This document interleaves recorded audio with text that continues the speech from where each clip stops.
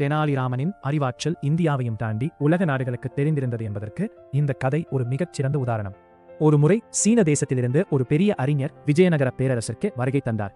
அவர் உலகிலுள்ள அனைத்து கலைகளையும் கற்றுத் தேர்ந்தவர் என்றும் யாராலும் தன்னை விவாதத்தில் வெல்ல முடியாது என்றும் தம்பட்டம் அடித்துக் கொண்டார். மன்னர் கிருஷ்ணதேவராயரின் அவையில் இருந்த மற்ற அறிஞர்களுக்கு அவருக்கு ஈடு கொடுத்து விவாதிக்க அச்சமாக இருந்தது.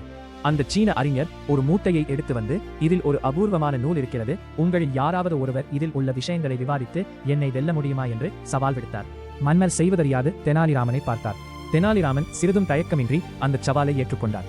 ஆனால் அந்த புத்தகத்தை பற்றி தெரிந்து கொள்ள தனக்கு ஒரு நாள் அவகாசம் வேண்டும் என்று கேட்டார்.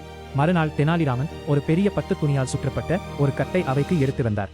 அந்த சீன அறிஞரை பார்த்து, மன்னா, என்னிடம் இருப்பது திலகாஷ்ட மகிஷபந்தனம் எனும் மிக உயர்ந்த நூல், உங்களால் இதை பற்றி என்னுடன் விவாதிக்க முடியுமா என்று கேட்டார். அந்த பெயரை தான் அதுவரை கேள்விப்பட்டதே இல்லை என்பதால் சீன அறிஞர் அதிர்ச்சியடைந்தார். இவ்வளவு பெரிய நூல் நம்மிடமே இல்லையே, ஒருவேளை இது மிகவும் ரகசியமான மற்றும் கடினமான நூலாக இருக்குமோ என்று பயந்தார். தோற்று போனால் தன் மானம் போய்விடும் என்று கருதிய அவர் அன்றிரவை யாரிடமும் சொல்லாமல் ஊரை விட்டு ஓடிவிட்டார். மறுநாள் அவையில் சீன அறிஞர் வராததைக் கண்டு அனைவரும் வியந்தனர். மன்னர் தெனாலிராமனிடம், ராமகிருஷ்ணா, நீ சொன்ன அந்த திலகாஷ்ட மகிஷபந்தனம் எனும் நூலை எனக்கும் காட்டு என்று கேட்டார். தெனாலிராமன் சிரித்துக் கொண்டே பட்டு துணியை பிரித்தார். உள்ளே ஒரு சிறிய எருமை மாட்டை கட்டும் கயிறும் சில விறகு துண்டுகளும் சிறிதளவு எள்ளும் இருந்தன. இதை பார்த்து மன்னர் குழப்பமடைந்தார். தெனாலிராமன் விளக்கினார், மன்னா, திலம் என்றால் எள், அஷ்டம் என்றால் விறகு துண்டு, மகிஷபந்தனம் என்றால் எருமை மாட்டை துரத்தும் கயிறு.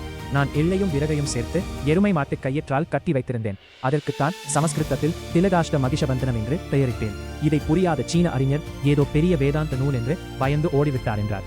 தெனாலிராமனின் இந்த சமயோசித புத்தியை பாராட்டிய மன்னர் அவருக்கு பொற்காசுகள் வழங்கி கௌரவித்தார். இது போன்ற சுவாரஸ்யமான கதைகளை தொடர்ந்து கேட்க நமது சேனலை சப்ஸ்கிரைப் செய்யுங்கள்.